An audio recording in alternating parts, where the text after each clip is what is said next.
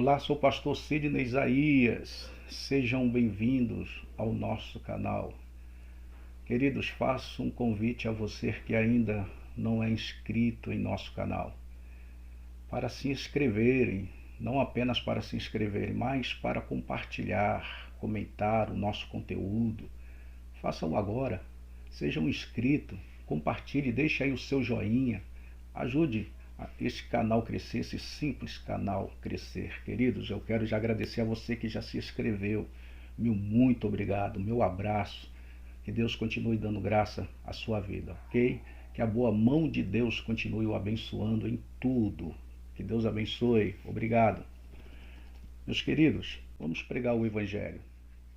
Hoje o texto que vamos analisar encontra-se no Evangelho de João, capítulo 9, verso 1 ao verso 41.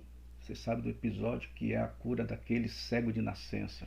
É interessante que ele começa dizendo: caminhando Jesus, viu um homem cego de nascença. Na realidade, um homem cego tem que ser visto. Um homem cego jamais verá ninguém. Ou ele é visto, ou não há nenhuma esperança para ele. Queridos, um homem que tem um defeito congênito, alguém que nunca viu, ou é visto ou ficará no anonimato, alheio, sem que ninguém se importe com ele. Há certas criaturas que estão assim na vida, pessoas para as quais, se Deus não atentar, se Deus não olhar, se Deus não se importar com elas, nada mais de bom lhes poderá acontecer. Elas não têm nenhuma possibilidade de vislumbre, de discernimento, de ver a Deus. Há pessoas que vêm de um berço de cegueira, há homens que já nasceram nas trevas, há gente que está no escuro desde que nasceu, queridos. E se Jesus não as vir, jamais haverá esperança para eles. Mas diz aqui o texto que os discípulos olharam para Jesus e fizeram uma pergunta que talvez você também esteja fazendo.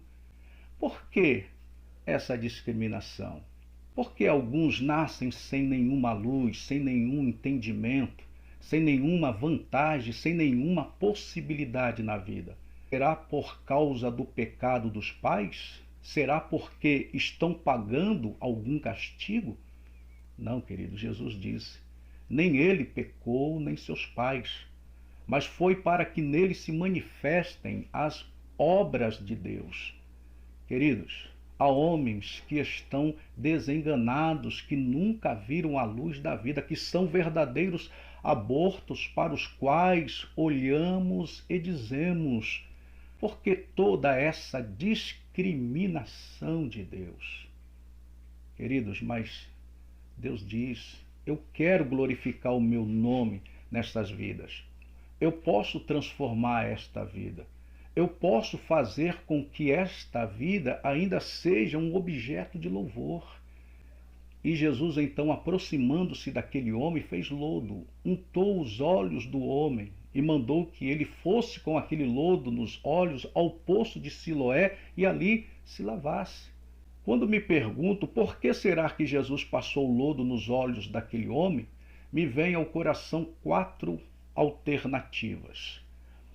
Queridos, a primeira alternativa é crer que Jesus trabalhou construindo. Ele fez um olho novo para aquele homem, da mesma maneira como fez o homem do pó da terra, do barro, como tirou Eva da costela de Adão, como multiplicou o alimento para mais de 5.000 pessoas a partir de 5 pães e 2 peixinhos, como transformou o vinho a partir da água, ele pôde ter usado aquele alimento para fazer olhos novos para aquele homem. A segunda possibilidade que me vem à mente é para ensinar que ele também usa coisas pequenas e insignificantes como o lodo.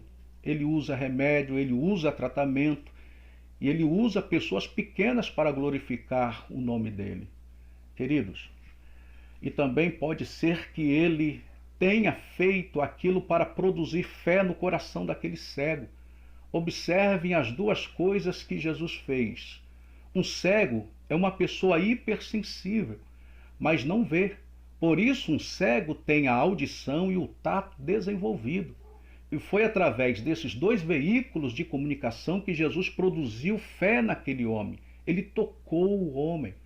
O homem sentiu as mãos de Jesus e ele disse ao homem: vai, lava-te no tanque de Siloé. Jesus usou as duas possibilidades de comunicação que o homem possuía. Pode ser que Jesus tenha passado lodo apenas para tocar no homem e através desse toque de Jesus, aquela pessoa envolvida numa escuridão tremenda desenvolvesse algum tipo de fé. Queridos, há pessoas com as quais Jesus age da mesma maneira. Ele fala de uma forma tão profunda e toca de maneira tão tremenda, porque elas não têm outra possibilidade de ver nada. Ou há um toque de Jesus, ou elas não percebem nada. E finalmente, queridos, a quarta razão de Jesus para usar o lodo nos olhos daquele homem pode ter sido a necessidade de produzir um horrível desconforto. Vocês já imaginaram se aquele homem não fosse ao poço de Siloé em obediência à palavra de Jesus? Ele iria, ao menos por causa do desconforto, podem ter certeza disso. Alguém havia passado terra nos olhos dele e ele disse: não tem jeito, eu vou porque quero obedecê-lo ou vou porque estar tão desconfortável. Amados, a igreja de Jesus é essa Siloé, esse poço de salvação, de cura, onde ele tem tratado e curado milhares de pessoas. Ele quer trazer criaturas assim, mas algumas só virão por causa do desconforto, por causa de uma aflição, por causa da insônia, por causa da morte de um parente, do vício de um filho, por causa da desagregação familiar, por causa de algum tipo de excesso de lodo. Vêm pelo menos tirar o lodo, mas quando chegam à igreja, encontram a cura em Jesus, a salvação em Jesus. Queridos, quero chamar a sua atenção para uma realidade, sabe por quê? É possível alguém ter experiência, esse toque de Jesus, e não ficar com uma qualidade de fé sadia, uma fé arraigada e legítima. Há muita gente que um dia veio a uma igreja e continua vindo porque o excesso saiu, encontrou a luz, a vida melhorou, começaram a enxergar as coisas de forma diferente, as trevas se dissiparam, mas ainda tem uma fé que não se objetiva em Jesus, que não configura Jesus. Há muita gente que tem a mesma confissão de fé daquele ex-cego. Trata-se de uma fé intuitiva. Amados, no Brasil quase todas as pessoas têm a mesma qualidade de fé daquele homem. Vejamos, ele cria que Jesus era um homem especial, pois quando lhes perguntaram como foram abertos os olhos, ele respondeu: o homem chamado Jesus fez lodo. Ele não disse um homem, mas pelo contrário, admitiu a exclusividade de Jesus quando afirmou que foi o homem. Ele tinha razão, pois Jesus é o homem mais especial deste mundo, querido. Desde o capítulo 7 de João, que Jesus estava no templo, onde o cego também mendigava.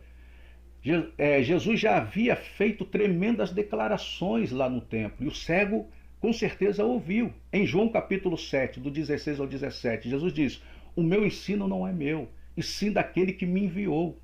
Se alguém quiser fazer a vontade dele, conhecerás a respeito da doutrina, se ela é de Deus ou se falo por mim mesmo. E ainda em João 7, 37 e 38, se alguém tem sede, venha a mim e beba. Quem crê em mim, como diz a Escritura, do seu interior fluirão rios de água viva. Foi no templo também que dialogou com uma mulher adúltera, a quem perdoou mediante seu arrependimento. Ainda no templo, ele declarou em João capítulo 8, versículo 12, eu sou a luz do mundo. Quem me segue não andará nas trevas, pelo contrário, terá a luz da vida. E por último, queridos, foi também no templo que Jesus garantiu em João capítulo 8, versículo 31 a 32, se vós permanecerdes na minha palavra, sois verdadeiramente meus discípulos, e conhecereis a verdade, e a verdade vos libertará. Por certo, o cego já tinha ouvido alguma coisa sobre Jesus, e por isso mesmo já o tinha na conta de um homem especial. À semelhança do cego, você também admite o fato de Jesus ser um homem especial, mas isso não é tudo. Isso não faz com que tenhamos uma qualidade de fé profunda, pois trata-se de uma admissão do óbvio. Em segundo lugar, queridos, o ex-cego confessou que Jesus era profeta. Perguntaram-lhe: que dizes tu a respeito dele, visto que te abriu os olhos? E ele respondeu que é profeta. Também não é muito difícil reconhecer este fato. Um certo cantor bem conhecido no Brasil deu uma entrevista a um jornal dizendo que Jesus tem a resposta.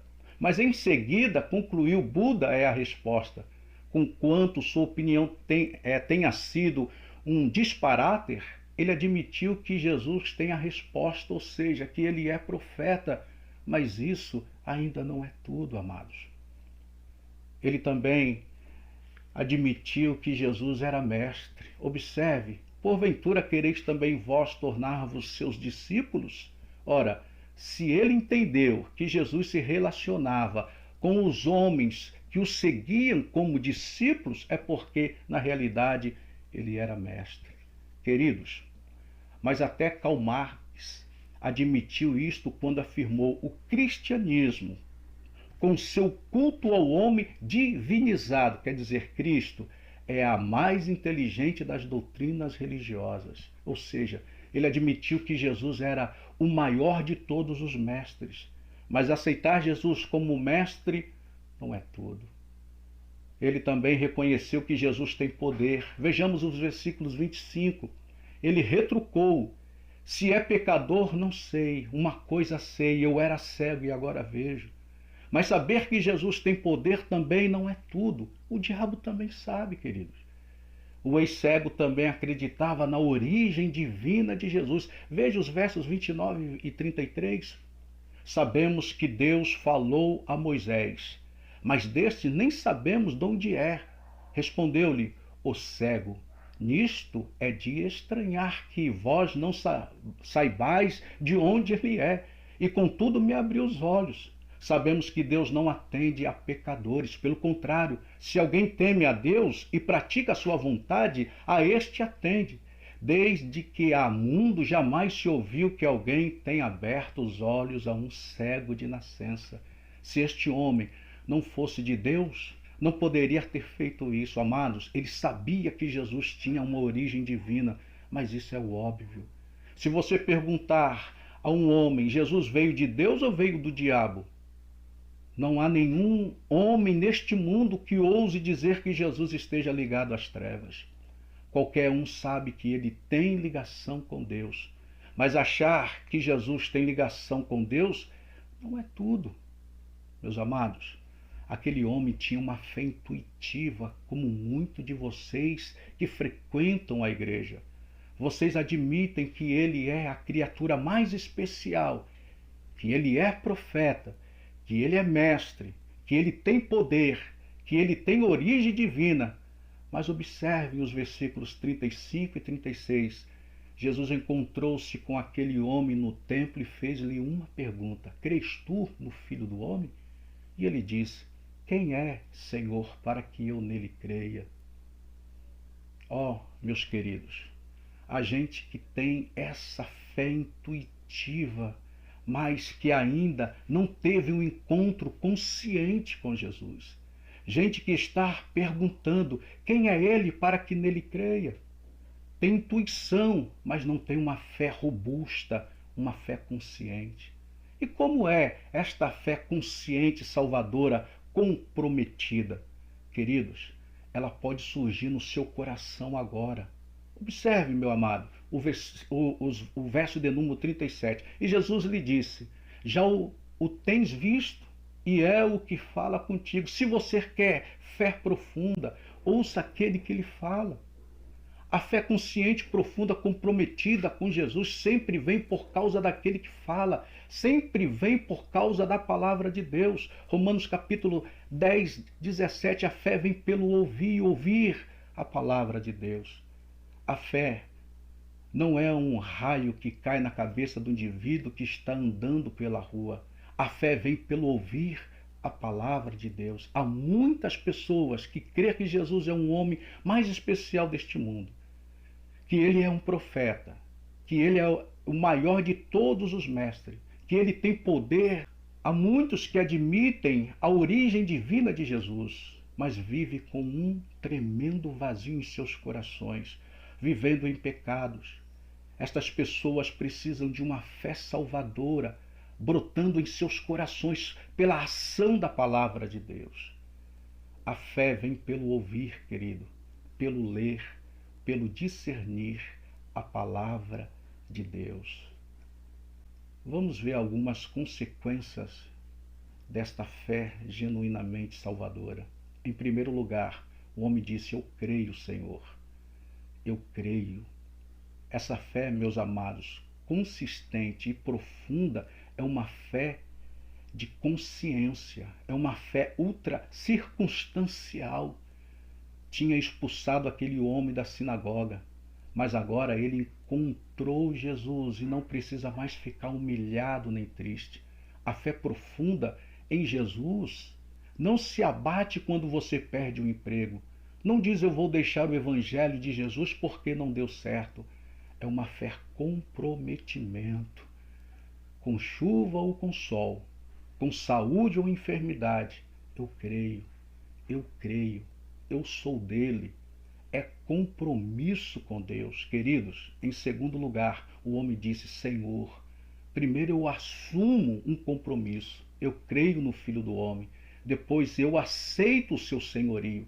Ele é o meu Senhor e eu quero obedecê-lo, quero servi-lo, amá-lo, quero ler a sua palavra e praticá-la. Oh glória, não só a sua palavra, mas praticar a sua vontade.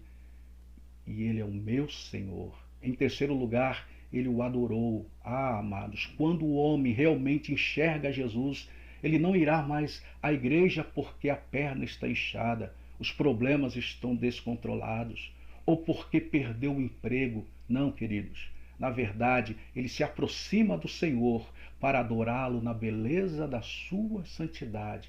Isto é fé sadia, é uma fé comprometida, é uma fé que leva o homem ao senhorio de Cristo, é uma fé que leva o homem a adorar a Jesus, a devoção aos cultos e a oração.